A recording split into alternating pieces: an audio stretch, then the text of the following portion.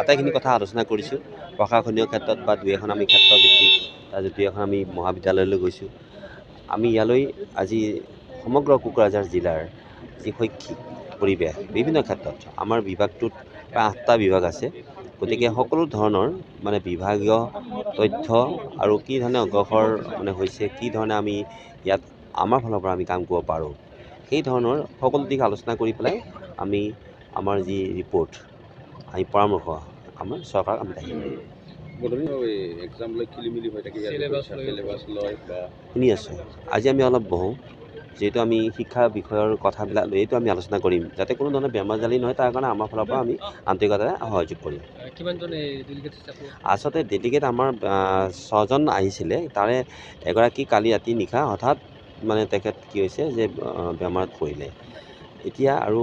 বাকী আমি প্ৰায় 6জন আমি আকৌ গোট খাইছোঁ আজি আহিছোঁ আমি তালৈ না আজি তেনেকৈ আমি নুঘূৰোঁ আমি ইয়াতে প্ৰশাসনক মাতিছোঁ ইয়াতে বিশ্ববিদ্যালয়খন আমি চাম আৰু অন্যান্য গোটেইখিনি কথা আমি ইয়াতে পাতিম সমগ্ৰ যি দুই এক মানে সংগঠন আমি ইয়াতে মাতিছোঁ ধন্যবাদ